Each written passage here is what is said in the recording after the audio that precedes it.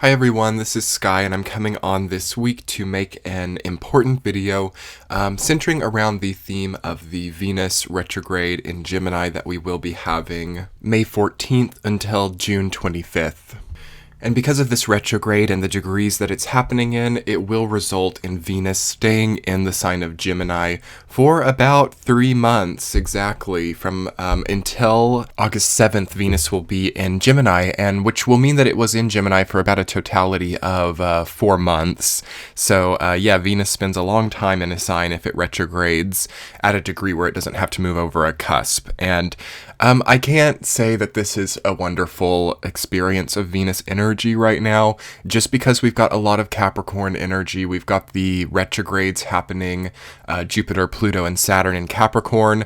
And it's not that this particular retrograde of Venus is worse than any other retrogrades of Venus, but the problem is that I think what we're all desiring and what we're all yearning for with some of the difficulties that we've faced is some mitigation, distraction, and uplifting experiences from the Capricorn strong retrogrades that we're having. And that usually comes as a result of a nice Venus transit. We're not going to really have that over the next 3 months. There's not really going to be a Venus mitigation because the angle that Venus makes to Capricorn from Gemini is a quincunx, which indicates conflict. And it's not like really super direct conflict. It's more of a sideline conflict that has not quite entered in yet, but you can kind of feel it looming and approaching, is how I kind of feel a quincunx to be. So with a square or an opposition, the conflict is very direct and very clear, but with a quincunx, it's like you feel it and it's not as tangible yet, maybe, but it could become quite tangible. And when it becomes tangible, you would also see that it is not as potent as you thought it was, but it still poses a problem. The positive of a quincunx angle is that it really helps you to clean things up, and it really helps you to recalibrate, because oftentimes the quincunx energy, if we're having a strong quincunx transit, it probably means that we've assembled things together in a not so calibrated way, and it's going to be really important to click everything into place and to try to calibrate that. That's really the best way I can describe a quincunx angle, is like a lack of calibration, but not for an unreasonable or unwarranted reason. It just is really pinpointing a new area of learning, one, because the quincunx angle is created by the two signs on both sides of an opposition. So it denotes the sense of peripheral opposition. If you can imagine being in a conflict with a direct person, say you're looking directly at somebody, you're in a conflict or an argument with them, the quincunx is not going to indicate that the problem is coming from this person you're in opposition with. It's going to more so indicate that it's coming maybe from that person standing at their side who seems uninvolved, but is not in a mediating or liaison type of position. That would be like a square. So this is in between the liaison and in between the opposition, the quincunx. So it can be very difficult to identify with a strong quincunx transit like this where the problem actually is, where the instability actually lies, but you feel it so strongly. You feel so strongly that something is off, but it can be very tough to really understand what it is. Now, this is Venus in Gemini, so it demands with its retrograde cycle some understanding, because Venus going retrograde in Gemini says to me that we haven't had comfort in the mind, okay? As we move towards a cycle of Venus retrograde in Gemini, something has been uncomfortable in the mind, in the communication process, draining, and there's just been a lot of discomfort there. So as it goes retrograde, it requires us to create more comfort in our thought processes, and it requires us to clean up the communication in our life too, and make them all more enjoyable, more comfortable, and more clear. And to really also understand what exactly we're working with too. I think there's a lot of misunderstanding, and this is kind of how the Venus quincunx interacts with the Capricorn as well, because the Capricorn energy shows that there is a lot of content or a lot of resources or set status quo structures that we're all working with in our life. And the Venus quincunx to that, as it goes retrograde, is a demand to create more comfort with how we think about it, or how we register and create the mental environment with which we respond to the various Saturnian stimulus that we have this year. One thing that Gemini and Capricorn have in common, despite being at a quincunx to one another, to me is context, okay? Gemini is a very contextual energy, very formulaic. It's always looking for the context of a situation to make a decision. It's all about the decision-making process. And Capricorn is also about context. It's about where we've been. It's about the things we've built in our life and the context that gives our future. So to me, this is the meeting point between Venus and the Capricorn energy. And this is where we can all find a bridge and where we can all find inside a way to get through this time without going too squirrely. It's to find the context of our lives, and that's not so easy right now either, because the quincunx again indicates that is not very visible or not very clear, or is not what we think it is. So we may have really invested all of our context in certain places, all of our context into this one relationship. And now we can look back as perhaps the relationship ends or changes, and we can see, whoa, I needed to find my own context like I want to now way earlier. There's a lot of sudden realizations with this transit of Venus retrograde in Gemini. As it starts to go retrograde, it really sends us back and says, whoa, I needed to do that there. Oh my gosh, I needed to make that happen at that point in time, because we also have Saturn and Jupiter retrograde in Capricorn, which is giving a big correlation with timing and a big correlation with luck and timing and right time at the right place, wrong time at the wrong place. And the Venus retrograde is going to make that much more personalized. So it's not pretty for some people. Always with Venus retrograde, because Venus is all about beauty, that Venus energy, pleasure, beauty, enjoyable sensory experiences. And when it goes retrograde, it can be quite clearly the obvious. This is ugly for some people. This is unpleasant. This is not enjoyable for some people. The thought process that they're going through, the realizations that they're coming through, or that they're coming to, and the and what I feel it collectively to be centering around is the sudden realization of how much time we've put into something or somebody or some experience that now is not really valid in the same way. And some of us are going to be really pushed to change it up a little bit, which is a tough call and a tough ask right now, to have a big change or to have a big, transformation. The energy is not particularly transformative, okay? It's more it's slightly adjustable, because we do have an interesting mutable kind of outlay. It's not the substance of the transits right now, mutable energy, but I'm just going to pull up the chart here because I saw this. So we have Neptune in Pisces, we have Venus retrograde in Gemini, and that is looking to be about all except for when we have the moon go into Virgo.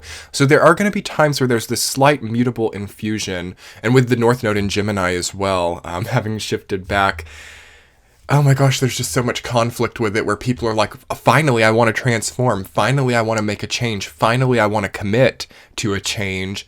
But this is not really the time, but some people will have to anyway. Do you guys kind of get the gist of what this is like and the discomfort that this indicates of finally understanding what you needed to do, finally sort of getting the thread, finally realizing what changes needed to be made, but understanding also that it needed to perhaps be done quite a ways back. And it's not to say that something bad is going to happen if you choose to change now.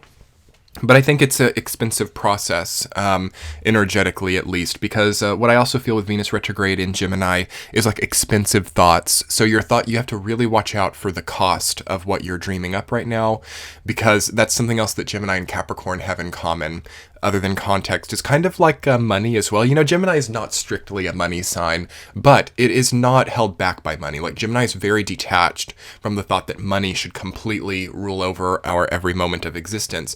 It wants to establish a sensory state, and money is secondary to that. So what I do also feel with this transit is living beyond our means, perhaps without realizing it, over investing in certain areas, and watch out for making investments during this time. I know that we have all of these things with low markets, and we might think, oh, I need to buy in.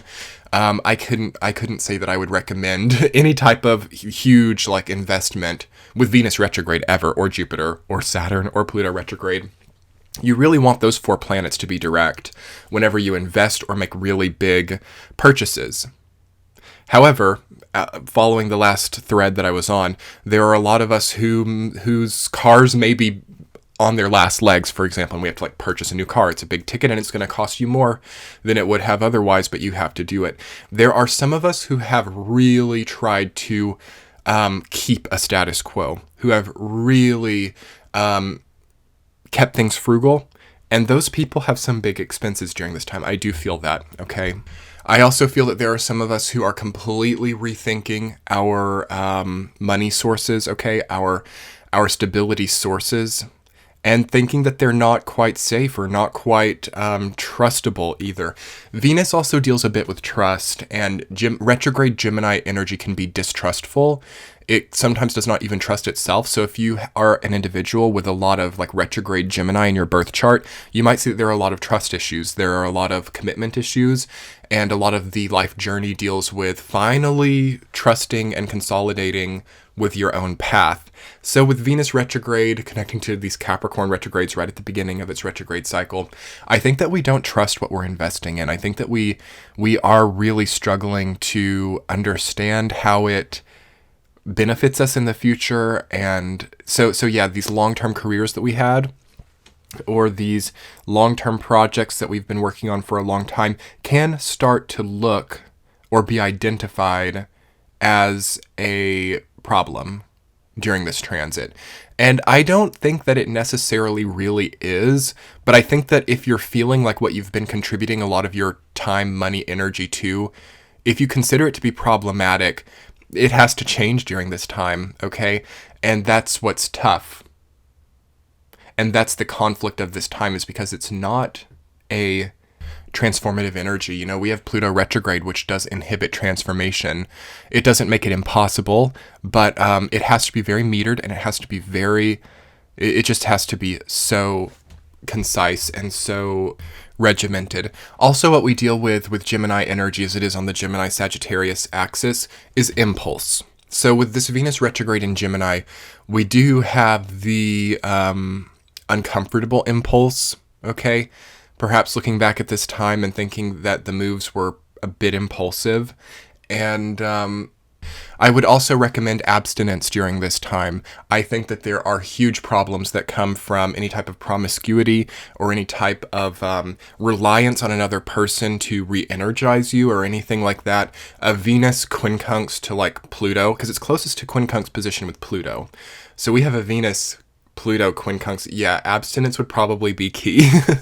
Unless of course you're in like a committed relationship or something. But to me, it does not seem like a good time to date. It does not seem like a wonderful time to displace all of our energy investments into another. What this transit gives is a cleanup process of the like internal investing strategy. That's as best as I can put it with Venus and Gemini, quincunx all of this retrograde Capricorn. And if we have another person in our lives, or if we're really focusing on another person to come in and give us something right now, that is not going to facilitate that well. I suppose that some people could have like a transformation, possibly. It would not be for many people, of like how they see themselves or how they start to invest based on seeing an example of like maybe someone who's older than you and has like a very regimented and Saturnian lifestyle, who's probably like quite safe and maybe even boring seeming. That's really the only type of relationship that could be helpful right now, if it's like a new relationship, is somebody who's very responsible, very regimented, like very smart, very intelligent, and not impulsive. So a less impulsive and probably less like, virile person as well. There's not much to gain from any type of promiscuity at this time.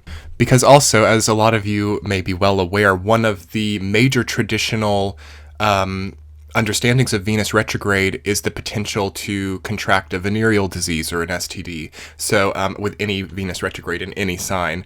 And having Pluto retrograde as well at the same time, and they're touching each other by quincunx, The people who are available for intimate relationships right now are not the ones that you want to hold on to. That's just what I'm feeling. So if you've been available yourself, or if you've really been putting yourself out there, and not even in a way that's just for promiscuity, but maybe you've been dating, or you've been on apps all the time, because with the social distancing, I don't think there's been much dating that's been too possible. Which is why the people who are the most pent up and the most like unreliant on themselves are going to be the ones who are available as things start to open up a little bit. Okay, so if we could take some time over this entire summer, June, July, and August, like I'm talking to like end of August and September, that would be a good time to start dating. Once Saturn goes into Aquarius, that's like, or once it gets back into Aquarius, that's still getting a little bit further though. That would be a good time to date for people, because it more so indicates a shift in the collective and people kind of starting to be more understanding of each other and understanding of groups around them. But not until then, is if you're single. Okay, if you're single, I don't foresee dating to be a wonderful experience until then. It doesn't mean that there aren't outliers. It doesn't mean that there aren't people who can come together, twin flame soulmates and all of that. But the only way that it's going to work is if you have really pared down everything in your life. You have a perfect routine. Nothing needs a lot of focus. Your money is in line. Your house is clean. It's sturdy. You have a regiment, and there's nothing else to work on. And you've sat down and you're pouring a cup of tea and there's nothing else to do, and it's like 3 p.m. For those types of people, dating could work, but even they have to watch out for this type of person who's very pent up or very desperate and has nothing within themselves to give to themselves, like going crazy right when the doors open from the social distancing. So stay safe, okay? This Venus retrograde feels particularly potent for not even just STDs or something coming from that, but from infectious types of people who are like maybe parasites or leechy type of people, or desperate, or trying to use other people to platform off of. Especially if you're a person of wealth, or if you're a person who has things in life, maybe even if you're not super wealthy, but especially if you are wealthy, okay, watch out for gold diggers or people who are just trying to take what you have, because there's a lot of people who have lack right now. It's going to be really important to get clear on all of those things yourself. Like, am I being authentic to who I am?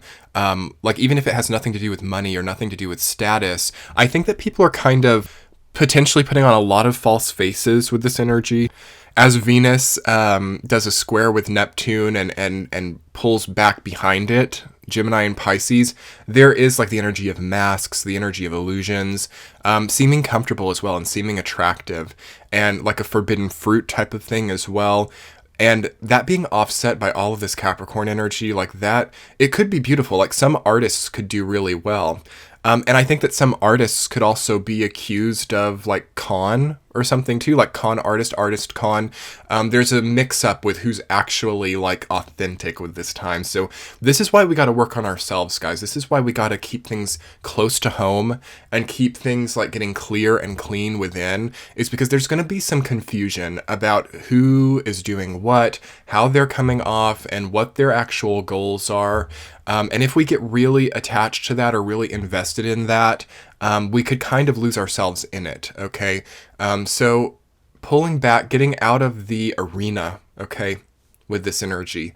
That's what I'm seeing. I'm actually getting a very strong psychic image right now of the Colosseum, Greece, like, you know, where they would have the fighting and the animal fights, and like the humans would go up against the lions, that arena. That's what I'm seeing for this period of the next few months. So it might be better to be out of the arena as a spectator, okay? Or on a different part of town, you know, or at home even, is better than being so far in the arena right now. So interesting imagery coming up with this time. What I want to talk about next is actually levels of consciousness. Yeah, great topic. I know.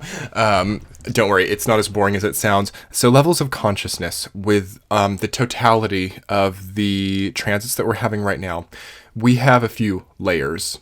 At the very top of this consciousness is sort of this Venus retrograde energy in Gemini. As Gemini is a very high up level of consciousness, it might be what we access first if we're thinking about something. You know, Gemini energy is going to be the very clear and conscious level of what we're experiencing.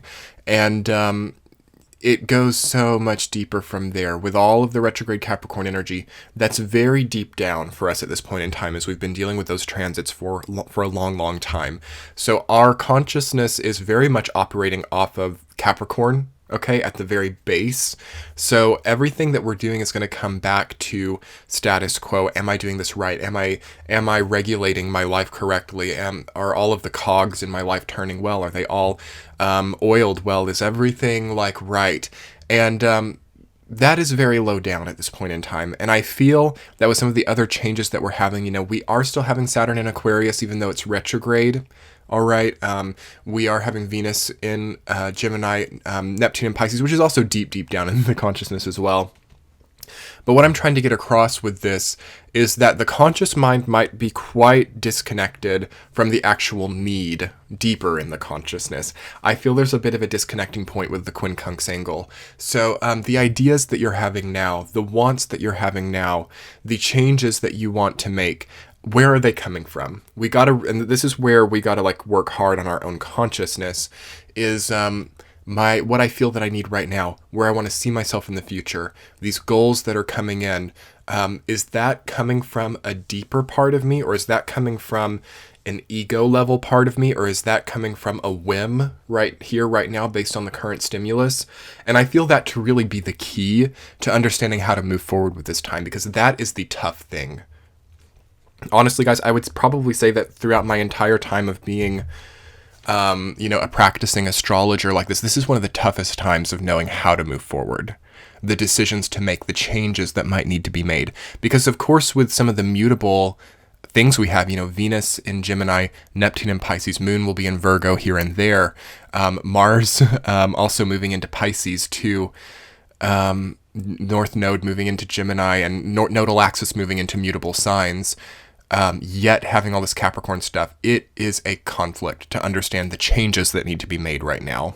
A spider web of different potentials that have a lot of doors that might be accessible, and a lot of potentials that we can definitely work with, but what will we choose? How will we move forward? I think at the worst level, at the lowest vibration, this combination of energies can feel like hatred, or can feel like really being dissatisfied. It's like an energy of dissatisfaction all coming together in totality. And at its best level, if we can pull the vibration up, if we can know ourselves, if we can know our potential, if we can understand our past and our path as it correlates to the bridge of the future, this is unbreakability. This is solving unneeded vulnerability. This is essentially giving armor to the Achilles tendon, okay? This is becoming, I'm not going to call it invulnerable, because humans need to remain vulnerable. Like, invulnerability is not a human trait, but certain aspects of you that have been vulnerable and have maybe not needed to be vulnerable, or have not needed to be open, or not needed to be attacked or at the mercy of others, I think that this time can really suit those up and turn them inward as they need to be. So really flourishing from your own prospects, and not letting yourself be like run over by others, or not letting yourself be open to the attacks of others, because there is something a little bit closed, or a little bit walled off with the energy too. And really understanding boundaries, of course, with retrograde Capricorn energy, this is the last retrogrades of Saturn into Capricorn, so it's home sign. It's going to go back one more time and say, okay, where was the vulnerability that didn't need to be there? Where is the armor or the shield that you never utilized? Let's get that in place. Let's work with that. Let's get that going. And by the time Saturn goes direct, you should feel a lot safer, because Capricorn deals so much with safety and feeling like you are protected as well. So I think that at best, this is a change into feeling more protected in life, and a change into feeling more, with the mutable energy combining together with the cardinal. It's even like a beautiful click into a higher sense of protectedness. And through that, you can really build a better foundation. That's what I'm hoping for at the higher end of this energy transmutation. if you're feeling like hatred or exploitation with this energy, as could be possible on the lower end of the spectrum, now is a time to let yourself experience beauty, I think. With the Venus retrograde, I think that some people maybe have really prolonged difficulty and now could come to start to enjoy difficulty, or could come to start finding comfort in things not really working in their favor subconsciously. So finally allowing favorability, finally accepting those around you, okay? Accepting the freedom of speech of others, and so here's an interesting thing with this. We have to make sure that our needs being met are not imposing on the freedoms of others. This is a big important thing with all of these transits. This is not just about the Venus retrograde. This is very much a general theme of the time. So a lot of us have started to associate our happiness with the control of others, okay? I can only feel soothed or only feel protected as long as I absolutely know for sure and can predict what that person does and how they do it and regulate their types of actions. That's when I feel safe and protected. And of course, in certain scenarios, obviously in danger or something horrible, I suppose that can be warranted. But that's coming through in a much more personable way now with this energy. It's getting personalized, so it's getting very sensitive and it's getting very sensitized, and we have to make sure that we are not infringing on other people's property or rights or freedom to express in their own ways, and not invest our own personal sense of stability in that control. Okay? So yeah, if we're to personalize it, it's not even just about collectives, because we've gone back into Capricorn with Saturn, so it's a little bit more personal. If we're in a relationship with somebody and we feel like, God, they're just like saying things or doing things that are really upsetting me, and I really think that they should be in alignment with what I want, and I'm going to do everything that I can to impose that will on them, it's going to keep this energy quite low. So if those dynamics have been going on for a very long time, as they probably have with all the Capricorn energy, with relationship to the Venus retrograde, it's like maybe finally letting a lot of pressure off yourself, if you could, and understanding the free will of other people, okay? And not having to hyperanalyze that too much and spend a lot of energy. And through that, granting yourself free will, because when you want to control other people, or when you want to really even manipulate other people or be cunning to control others, as a Venus retrograde quincunx, a huge Capricorn retrograde stellium, triple conjunction, could indicate, you're setting yourself up to then be controlled by the next level up. You use hierarchy towards others, hierarchy uses you as well. It's all like a chain, you know? So essentially, keeping it high and finding the good end of this transit, which is that sort of click into calm, tranquility, not feeling like you are a pawn of power, basically, feeling like you have free will, like you have control over yourself, and finding strength in the singularity of that versus weakness in the plurality of like people, okay? Because we have this Aquarius Capricorn cusp thing going on, which is where we shift from like singularity to plurality as people. Very complex concepts, I know, but this is what we're dealing with, and we're dealing with a retrograde motion of that. So it does show that we shifted into plurality in a chaotic way, okay? So we're pulling back into singularity, and we have to refine it, okay? And we have to get happy with it, and we have to be happy with what we have. We have to be happy with our own level of consciousness and not try to compensate by existing through the consciousness of other people. So the empath at this time can have a tough time because we're like empathically taking on the emotions of other people. We got to figure out boundaries. This is not really the time for the empath. I've got to be totally honest with you guys. The empath is not a very strong thing right now. And everybody's empathetic. Everybody has empathetic abilities. Everybody is an empath to a certain degree. What I mean by this, because it's not saying to stop being an empath, but it is saying that there's a limit right now to the changes empathetic abilities can bring to you. It's much more important to be understanding in a refined way of the self. Venus retrograde in Gemini. It's not going to get too far out of you. So, yeah, very, very interesting stream of consciousness there. So, specifically to Venus retrograde in Gemini, I'm going to disconnect a little bit from the Capricorn side of it because that's super important because it starts off at a near exact quincunx angle to the Capricorn triple retrograde conjunction. So we've covered that by now. I'm going to talk just about the Venus retrograde for a moment, as that is the theme of the video. So Venus is interesting retrograde in Gemini. It does make it a bit less physical, okay? It doesn't mean you're not going to have physical experiences, but what this transit really wants to help you with is to ease your mind a little bit. So a mind that never shuts down, okay?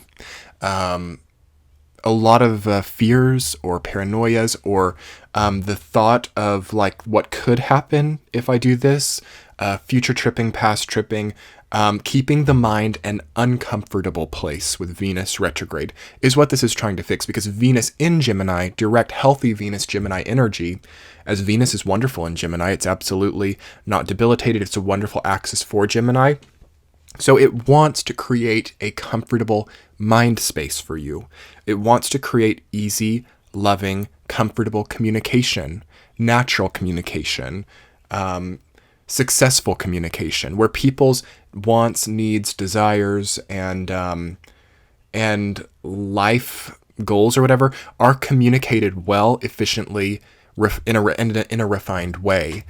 You might kind of notice that lately it's been hard to get there. It might have been hard to communicate to other people or to yourself as this goes retrograde what you want or how that's going to happen, or comfortably even. There could be shyness with this transit.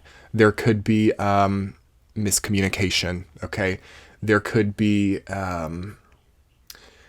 point or a clarity that you are dying to get across that is minced through words of some kind. So one of the most wonderful things with this is to not, lose control of your speech, okay? To not say things you might regret later, to not tell people off or cuss people out or something, only to, after this transit, realize that it blocked that communication permanently. Blockage of communication is possible, so people could like block you on social media, or people could, or they traditionally people talk about, or astrologers talk about exes coming back in during a Venus retrograde. It is possible.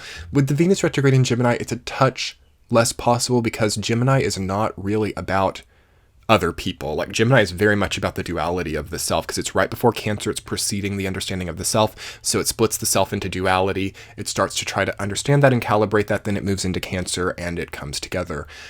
So yeah, it's possible, especially if it's falling in like your 7th house or, even your 2nd house. Those Venus retrogrades could bring back an ex, but specifically it's more so going to bring back your love language, okay?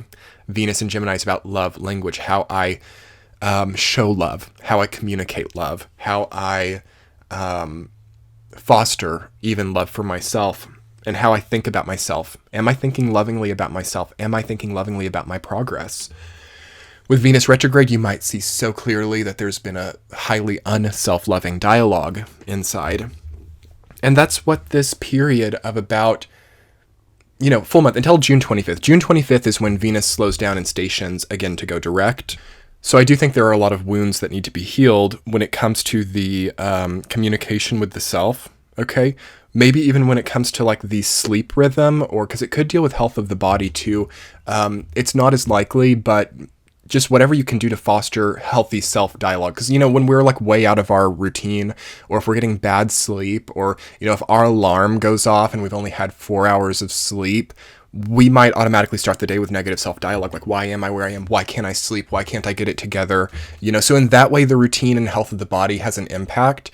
But I would really implore you at this time, if you find an uncomfortable circumstance like that, like having to wake up over and over again and feeling like you've not had enough sleep, or having to over and over again do things that you're not so comfortable with or something, instead of attacking yourself, or instead of attacking other people or, projecting those pains onto others through communication, I would really implore you to start a dialogue within and think, okay, how can we make this better? How can we come to a deal? Because Gemini's all about a deal. Gemini loves a deal. It's a great business negotiator. This is like the energy of negotiations. And that's another meeting point for this Capricorn energy and this Gemini energy is where's the deal? Okay, where's the negotiation? Where is the consolidation of all of this? We cannot keep living double lives so much. We have to really get our identity together. So this is coming to a deal on your identity at the end of the day. That would probably be the deepest point of this transit. And if you've already gotten there and if you've already done it, congratulations. This might look like, just a recalibration of the comfort in your life, And I think that that's really the best way to channel the energy of Venus retrograde in Gemini is, maybe take a look back at your life right now and how comfortable is it? Have you been allowing yourself comfort? Have you been allowing yourself mental comfort? Even if you're, having yoga or if you're trying to meditate or if you've made that physical exterior space for comfort, are you cultivating interior comfort? Okay. Because that's really what Venus retrograde in Gemini is going to be about. Are you communicating lovingly? Are you communicating comfortably? I think it's really going to show us how to, get the relationships in our lives more solid and how to keep our internal space not more solid, but because the Capricorn quincunx, it's going to get there. It'll get there, but it's going to make it more refined and more calibrated and more comfortable. So anyway, everyone, thank you so much for being here. I hope you've really enjoyed this topic. I know it was like the 4th retrograde video in a row. I don't want to do 4 retrograde videos in a row, but we had 4 retrogrades in a row. So don't blame the messenger. But I will go ahead and link all the other retrograde videos. We have Jupiter, Saturn, and Pluto. So I'll put those at the center of the screen. And also I will be doing a tea chat tomorrow on Patreon. I have weekly tea chats over there. If you would like to sign up, we have a wonderful time. I do viewer requests. You can request topics to be talked about in the weekly tea chats over there. So be sure to come over and check it out. And also I believe that I will be putting together a Discord server as well. It may be available now. I'll link it below if it is. I've been trying to get on that for you all. So that will be fun too. If you've been subscribed for a while, we will have Discord communications too. So yeah, thank you so much for being here, everyone. Check the description box below. I'm on social media, and I will see you guys next week at 6 p.m. Pacific time for the next premiere. I'll talk to you later. Much love. Bye.